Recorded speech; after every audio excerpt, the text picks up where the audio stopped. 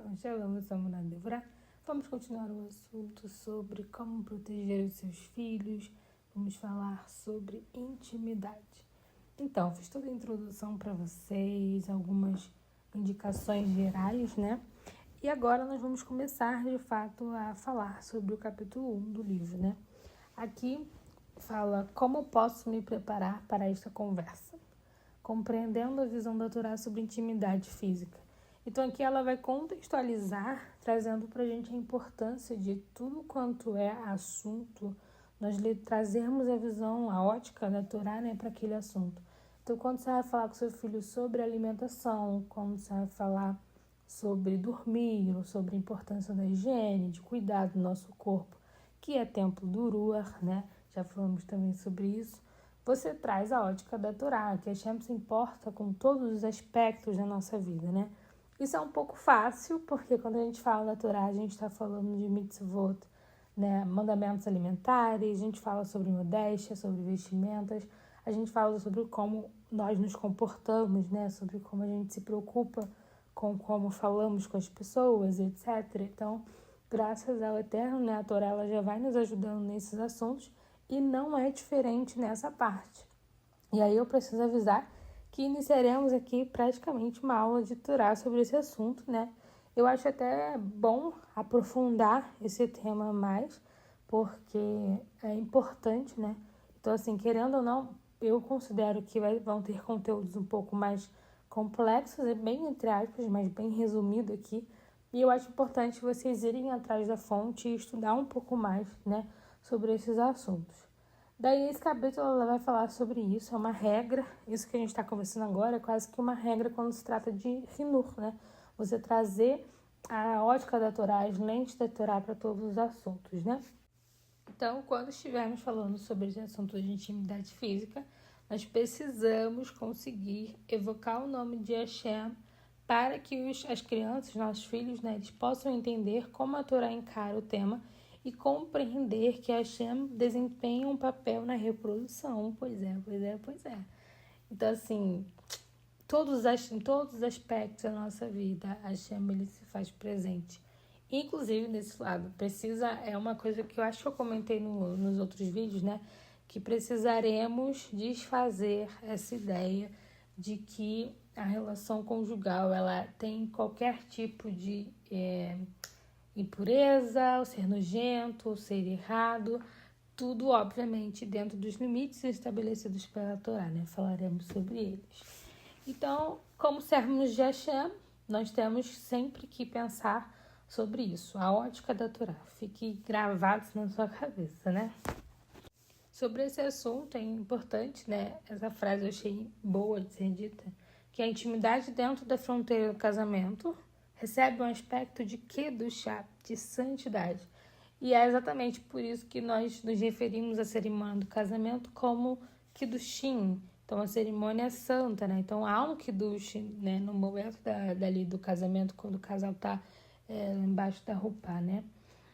A ênfase nesse ponto, nessa questão de que envolve Kedushá, envolve santidade, as lentes da Torá, etc., ela deve ser muito forte para conseguir se contrapor às mensagens que os nossos filhos recebem no dia a dia. Então, infelizmente, não é possível, não importa assim, o quanto a gente tente proteger, o quanto a gente tente, né, fazer todas as cercas para que as crianças não tenham acesso a nada que vá contra a Torá.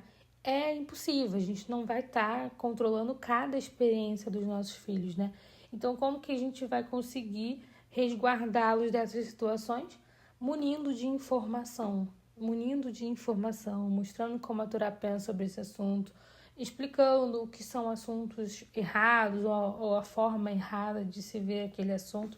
Porque, assim, quando você abre o caminho para a conversa, você trata o assunto de maneira séria, com os olhos da Torá, está aberto para ouvir sem julgar, porque assim, a criança vai ouvir de outros adultos ou de outras crianças, enfim, elas vão ter acesso a isso em algum momento, e quando ela vir falar sobre isso com você, você não pode ter medo do assunto, querer saber de onde que ela ouviu isso de cara, você vai ter que fazer cara de paisagem, tratar a situação como normal, explicar né, o jeito certo, a luz da Torá, ou porque que aquele pensamento é errado, não está de acordo com as vivências da família, ou com a religião, ou enfim, com a fé, com a Shem, com a ótica da Torá, né? Por isso que é importante a gente ter esse conhecimento. E aí, posteriormente, em outro momento, você pergunta como que aquela informação chegou a ele. Enfim, com todo o jeitinho e sabedoria que a Shem vai te dar. Por quê? Porque a criança precisa entender, o adolescente precisa entender que ali é um espaço seguro para tirar dúvidas e você vai tratar aquilo com seriedade e vai focar ali em tentar sanar as dúvidas dele. Então, se você já fica, meu Deus, onde que você ouviu isso? Com quem que você está aprendendo isso? Acabou. Você criou uma barreira enorme entre você e a criança, o adolescente. Ele não vai mais te contar. Você vai acabar com essa influência? Não adianta, não é possível, sabe? Mas eu não dou telefone pro meu filho, ele vai ter acesso aos coleguinhas. Mas na escola não tem acesso ao telefone? Os coleguinhas que viram vão falar com ele. Não tem como você botar o seu filho numa bolha. A melhor forma é munir de informação, é explicar, é frisar, é ser presente, estar aberto para conversas. Que assim você consegue ser ali tanto o porto seguro, né, para esses tipos de informações que acabam bagunçando, independente, né, acaba bagunçando um pouco a mente, né, da criança e adolescente. E ali ele tem confiança para falar com você, vai falar com você e aquelas informações vão estar organizadas, vai ser jogado por terra e etc. Né? E, inclusive, né, é importante também trazer a Shem para essa conversa, porque a gente está falando de um aspecto muito importante da vida, né? É um momento, cada vez mais, assim, desde sempre, é muito um assunto muito complexo, um assunto que às vezes é tratado com, né? Já falamos sobre isso, com muitos tabus. E o mundo, né? O mundo secular, ele tá aí bombardeando com essas informações e com ideias o tempo inteiro. E não tem como blindar, né? Se a gente não contar com a informação e com a proteção do Eterno, né? Então, é muito importante trazer também nessa conversa uma oração no início, uma oração no final. São estratégias muito boas, né? Portanto, educar os nossos filhos, trazer as informações sobre a perspectiva natural, de forma que eles entendam qual é a perspectiva natural a respeito da intimidade, vai contrastar com as mensagens que possam aparecer ou que eles venham absorver da cultura secular, né, da cultura na qual estamos envolvidos. Apesar de atualmente isso ser assim, uma questão muito tensa, complicada, tá explodindo, nunca tivemos uma época com tanta informação, com tanto acesso, com tanto, sabe? Apesar disso, não é um problema atual, tá? Não é um problema contemporâneo. Rebbe Yaakov Melissa, que viveu no início do século XIX, já havia detectado esse problema. Em sua introdução ao Shir HaShirim, Cântico dos Cânticos, ele apresenta uma parábola que descreve um edifício cujas arquiteturas e belezas suplantavam as de qualquer outro. Então, é um edifício maravilhoso, muito bonito. Uma foto do edifício foi tirada de forma que refletia todo o seu esplendor, a tal ponto que as pessoas que viam a foto podiam vivenciar toda a sua beleza. Porém, um homem mau veio e sujou a foto, de tal modo que o ato de observar a foto passou a ser desagradável. Desde então, quando as pessoas pensam sobre o edifício ou veem o próprio edifício, vem-lhes à mente a imagem da foto profanada, tornando então o edifício repulsivo. Ou seja, lindo, maravilhoso, perfeito. Veio um homem mau, sujou, estragou, danificou de um jeito assim absurdo a foto, que quando as pessoas passam pelo local, elas lembram da destruído. Elas estão vendo ali bom, mas elas só lembram do destruído, do edifício profanado. Isso, diz o Rebbe Yaakov Melissa, é o que se tornou a intimidade física, a qual é sagrada e elevada. Ou seja, tem santidade, é sagrada, é elevado, é importante, mas foi tratado tão banalmente, né, que as pessoas, quando pensam nisso, já vão logo para esse lado ruim, já vão logo para esse lado profano, né? E não é o jeito certo. Por isso que, ao abordar esse assunto, precisamos usar a lente da Torá para trazer essa questão de santidade e contrapor com como as pessoas vão trazer esse assunto, sabe? Continuemos. Bom, em nossos esforços para compreender a visão da Torá sobre a intimidade física, conseguimos iniciar do princípio, literalmente. A primeira mitzvah, né, o primeiro mandamento que foi dado, que está registrado na Torá é de procriar. Imediatamente após a criação por Hashem de Adão e Havá, a Torá nos conta que ele os abençoou e disse: cresçam e se multipliquem. Bereshit 1:28. Nossos sábios debatem sobre em que consistiria o cumprimento dessa mitzvah, detalhando o número de filhos que se deve ter, seus gêneros e outras coisas. Mas, independente desses detalhes, fica claro que as relações maritais constituem um veículo para o cumprimento dessa mitzvah. Então, para cumprir a mitzvah, precisa ter as relações conjugais. E há uma alusão adicional a esta mitzvah e à relação física entre marido e mulher no capítulo seguinte de Bereshit, quando a Torá reconta sobre a criação do homem pela segunda vez. Nessa descrição posterior, Havá é criada a partir de uma das costelas de Adão e é a ele apresentada. Neste encontro, Hashem estabelece que o homem deve penetrar sua mulher para se tornarem uma carne. Isso está no capítulo 2, versículo 24. Rash interpreta essa união carnal como devendo ser representada na relação do casal para a procriação. Ou seja, ele está dizendo que é somente isso, ele está sendo tratado, está se tratando somente para a procriação. Mas Rambam, insatisfeito com a simplicidade da explicação de Rash, acontece muito, explana que a Torá vem enfatizar a profundidade e intensidade da relação emocional e física entre marido e mulher, algo que não é encontrado entre machos e fêmeas no mundo animal. Ou seja, o fato de ser tão descritivo, né, não é só por essa questão, mas vai além. Posteriormente, em nossa discussão, veremos como a visão de Rambam a respeito da intimidade marital, de forma como é expressa aqui, está também refletida na Igeret HaKodesh, a ele atribuída. Então, olha, carta de santidade, acho que essa tradução falaremos sobre. A menção final da Torá das relações maritais como sendo uma mitzvah, conhecida como Oná, encontra-se em Shemot 21:10, onde é mencionada no contexto das obrigações maritais do esposo para com sua mulher. É importante observar que a natureza das mitzvah, das relações maritais, refletida na mitzvah de Oná, difere, então é diferente daquela encontrada em Bereshit. Nesse contexto, a natureza das relações maritais, como sendo uma mitzvah, independe da mitzvah de procriar. Ou seja, a mitzvah de procriar é uma, mitzvah de manter as relações conjugais, outras, são coisas diferentes. Oná é dotada de santidade, mesmo quando os parceiros envolvidos não podem gerar uma criança.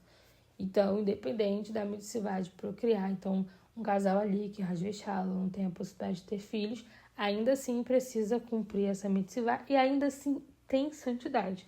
Não há santidade só porque vai gerar uma vida, entendeu? O ato em si tem que educar, né? Santidade. Isso é esclarecido em nível alárrico numa resposta de Rav Moshe Feinstein, Even Haze 102.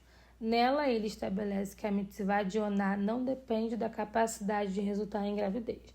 Ao invés disso, é uma mitzvah marital, algo que a esposa deveria ter prazer, independente da concepção.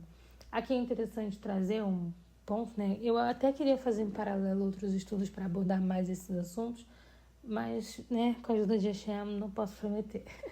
Então, assim, quando a gente fala de relação conjugal, de casamento, essa aqui do chá de santidade, essa santidade, né, dentro do casamento, não é só para o homem, o principal é a mulher. Então, com relação a se sentir confortável, a quantidades, ela fica responsável por contar o período de nidar, também está relacionado a isso, pós-casamento, após ter filhos, né? Então, é muito respeitado a opinião da mulher nesse caso, é primordial no caso, tá? É primordial. Tanto que a mitzvah, né, quando a gente fala laricamente sobre o assunto, o homem tem obrigações maritais com a esposa. Até porque a gente sabe que existe uma diferença da vontade de um para o outro, embora existam detalhes sobre esse assunto que não dá pra gente trazer tudo hoje. Mas enfim, independente da concepção, ou seja, não existe aquela ideia de que relação conjugal é somente para ter filhos, tá? Isso é completamente contra. Bora lá. Margir Ramban. O estado da mitzvah de relações maritais está refletido em 2 mandamentos positivos encontrados na Torá, as mitzvot de Pru, Urvu e de Oná. Vamos examinar mais profundamente a Igeret HaKodesh, a carta sagrada escrita no século XIII, atribuída a Ramban. Igeret HaKodesh foi escrita para fornecer orientação no tocante ao relacionamento físico entre marido e esposa. Ramban nos diz: saiba que a relação sexual do homem com sua esposa é sagrada e pura quando feita da maneira apropriada, no tempo correto e com a intenção adequada. Ou seja, isso aqui a gente já traz diversas larrotes de entendimentos com relação ao casamento, né? A relação conjugal. Porque de maneira apropriada existem regras, ok? No tempo correto, ou seja, não pode ser no período de nidá, tá? E com a intenção adequada. Então, assim, um exemplo que eu acho que fica fácil, né? Quando a gente fala de relação conjugal, mas aí a pessoa tá pensando em outro ou algo, um rasvechal ou semelhante, tá errado, é inadequado, entendeu? A intenção adequada é para santidade, os dois estarem unidos, intimidade, ainda tem aquela questão de se conhecer, então assim, conhecer um ao outro, né? Então, essa ligação da palavra conhecer com a relação conjugal. Então, assim, são detalhes muito importantes que precisam ser esclarecidos em algum momento. Não estou dizendo que toda essa conversa que estamos tendo, né, vai ser passada no tete-a-tete com a criança ou adolescente, mas com certeza são coisas que devem estar no seu arsenal de informações para tratar desse assunto, tá? Muito importante.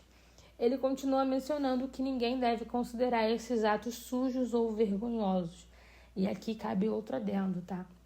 Então, isso inclui, inclusive, a exploração do corpo que acontece em determinada fase do desenvolvimento infantil, tá? Você não pode tratar como sujo ou vergonhoso. Inapropriado, local inapropriado, etc. É diferente de você falar é sujo, é vergonhoso, não pode, lá, porque isso vai fazer só que a criança pare de fazer na sua frente. Então você instrui sem dar muita importância, tá bom? Sem ficar, meu Deus, olha isso. Existem fases que eles vão estar interessados, curiosos, assim como existiu fases que eles ficaram olhando pro pé várias vezes, pegando no pé, pegando na mão. Então, é muito semelhante. Para eles é uma parte do corpo como qualquer outra.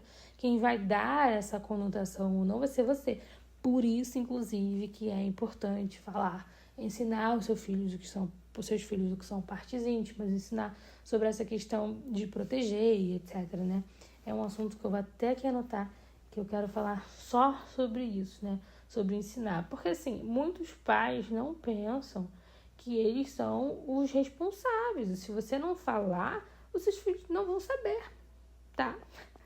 Tipo, que é parte íntima, né? Coisas do tipo. Porque algumas famílias, isso pode passar desapercebido, enfim, mas algumas famílias, por exemplo, acham normal ficar sem camisa dentro de casa.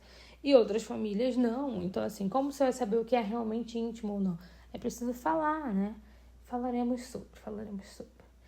E aí, quando a gente fala disso, é importante não tratar como sujo ou vergonhoso. Isso é um grande problema, inclusive, que causam religiões que tratam assim as partes do corpo como sujo ou vergonhoso. Inclusive, quando se trata de nidá, por exemplo, no período menstrual, né? Algumas pessoas tratam isso. O que é impuro não é automaticamente sujo. São coisas diferentes. Por isso que quando a gente fala sobre isso, a gente fala de impureza ritual. A gente não tá falando que é sujo. É muito, muito importante. Tá? Muito importante. Então, dizer pro seu filho que ele não pode ficar pegando aquilo, fala, não, isso é inapropriado, desvia a atenção, etc. Falaremos sobre esse assunto, né? É muito diferente de ficar desesperado e falar, meu Deus, não pode tocar nisso, é sujo, feio, e punir a criança por aquilo, tá bom? Existem fases, existem formas corretas de lidar com isso. Inclusive, se a criança já tiver passado, né, teoricamente, da fase de ficar mexendo ali, ela continua mexendo ali. Geralmente, isso tem a ver com ociosidade, inclusive, tá? Muito tempo livre. O que hoje em dia é até difícil ter, porque com as telas, né, as crianças são hiperestimuladas. Então, é até uma coisa interessante para se pesquisar. Será que isso diminuiu? Enfim, tô sentindo que eu tô abordando muitas coisas, Mas eu vou ver se eu consigo encerrar pra gente, pra não ficar muita coisa. Mas tá acabando, pra não ficar muito difícil de entender, né? Vamos lá. Ninguém deve considerar esses atos sujos ou vergonhosos, lembrando-nos de que o termo bíblico referente à relação sexual é yediá, conhecimento. Aqui, novamente, assim como em seus comentários anteriores com relação a Arash, Rambam ressalta o quão profunda pode chegar a ser a intimidade através da relação física entre marido e mulher. Com relação àqueles que consideram o ato sexual como algo vergonhoso, ele expressa que, se fosse esse o caso, todos os nossos órgãos reprodutivos também o seriam. Mas, como pode ser que Hashem criaria algo detestável, sendo que todo o seu trabalho é perfeito? Assim como os demais órgãos, quando utilizadas de uma forma pura e apropriada, essas partes do nosso corpo adquirem um propósito sagrado. Lembrando aquelas regras que falamos antes, né? Então, no momento certo, do jeito certo, e lá. Eu vou até ler aqui para ver se grava, né? Então, relação conjugal é sagrada e pura quando feita de maneira apropriada, no tempo correto e com a intenção adequada. É isso? Então, quando feito isso, de forma pura e apropriada, essas partes do nosso corpo adquirem um propósito sagrado. Desse modo, tudo que é criado com a sabedoria divina é completo, exaltado, bom e aprazível. Então, entrando, né, numa intimidade física de uma forma amorosa e sagrada, mantemos a sua santidade e este consiste num meio de elevação espiritual. Pois é. Quando o homem une-se à sua esposa em santidade, a Shekhinah, presença divina, permanece entre eles. Isso está escrito em Tratado Sotá 16a. Rambam prossegue explicando que a intimidade física não é apenas sancionada e desejada por Hashem, mas, conforme mencionado na Guemará, ele também tem um papel ativo na concepção, ou seja, ele não só deseja que façamos, mas há uma presença ativa, uma participação ativa de Hashem nesse ponto, né? Na concepção. A Guemará em Ta'anit 2a declara: 3 chaves não são entregues para o agente, e uma delas é a da concepção, como está escrito, e ele abriu a sua matriz. Bereshit 29:31, ou seja, Hashem abriu. Não tem mais ninguém que tenha essa chave, é Hashem e ponto. Esta ideia aparece de forma similar na Guemará em Nidá 31a. Há 3 parceiros do homem. Eles são o pai, sua mãe, e sobre ambos Hashem, acima de todos, né, dos 2 Hashem. Por fim, Rambam diz: quando marido e mulher unem-se dentro dos moldes da Alahá, ou seja, lembramos daqueles pontinhos que já falamos, né? Vou repetir de novo: de maneira apropriada, no tempo correto e com a intenção adequada, eles se tornam parceiros de Hashem no ato da criação, o que vai ao encontro da Guemará em Sotá 16a. Quando um homem une-se a sua esposa em santidade, a Shekhinah permanece entre eles. A atitude que nos resta discutir é a relativa à privacidade e ao recato. Sobre isso, né, tzniut, etc. Gente, vou fazer um vídeo à parte, porque eu acho que ainda não falei aqui no canal sobre o tzniut. É um conteúdo de Bat Mitzvah, né? E eu vou falar no próximo vídeo pra gente poder abordar melhor esse assunto com um conhecimento prévio, né? Textos alárricos como a Mishnah Berurá, em sessões referentes à relação conjugal, devotam uma porção considerável da discussão alárrica a detalhes do contexto no qual a intimidade ocorre, ou seja, se debruçaram nesse assunto sobre a intimidade, em qual contexto essa intimidade pode acontecer, né? Assim, falaram bastante extensamente sobre esse assunto. Independente se essa discussão se refere à conduta do casal, o ambiente físico ou a presença de outras pessoas, fica claro que as fontes buscam impressionar-nos de forma positiva a respeito da intimidade física, para que seja algo que possamos considerar sagrado e puro, que necessita ser conduzido em um local privado e com recato. De fato, essas alahot, leis, são chamadas de hilchot tzniut. A relação sexual de um casal merece mais elevada privacidade. Detalhes a seu respeito não são compartilhados, a não ser que se exija uma necessidade específica em fazê-los. Então, sobre esse assunto, né, os nossos sábios, eles debatem muito sobre isso, mas o objetivo principal é entender que é santo, que é puro e que tem que ser conduzido com recato e com privacidade, tá bom? Isso são coisas muito importantes, né? Bom, para finalizar, para ter certeza de que entenderam bem, né, o objetivo, a Torá. Qual é a visão da Torá a respeito desse assunto? É santo, está envolvido em 2 mitzvot, né? Então, o mandamento de procriar e o relacionamento entre marido e esposa. Então, não é somente para procriar, beleza? Essa intimidade, para ser considerada uma mitzvah, deve ser conduzida dentro dos moldes da Halachá. Em que sentido? Está falando dos moldes da Torá, né? É no sentido do período de nidar, da proibição, né, da relação com o tempo, no querer, tudo bom da esposa e outros detalhes, né, relacionados a isso.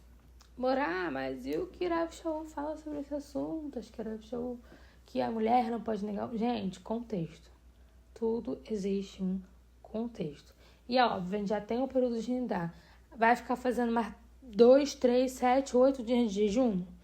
Tem que ter um negócio do senso, né? Só para tratar rapidinho sobre esse assunto de forma muito resumida.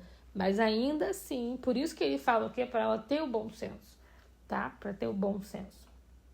Então, importante ter isso em mente. Essa intimidade para ser considerada a mitzvah, então, dentro dos moldes da Halachá, da Torá, com privacidade e recato.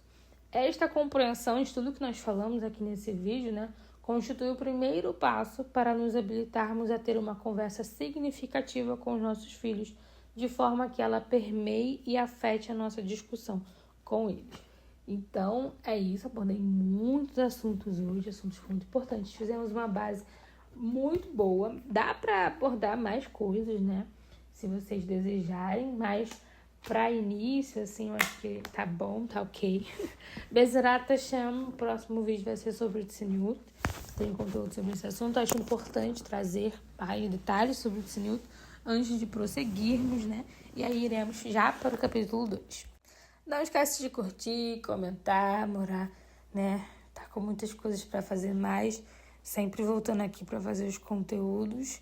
Que o Eterno possa nos abençoar, que guie momentos de conversa de vocês e que seja para o bem, né? Sempre para o bem, tanto os conteúdos quanto as conversas com os seus filhos.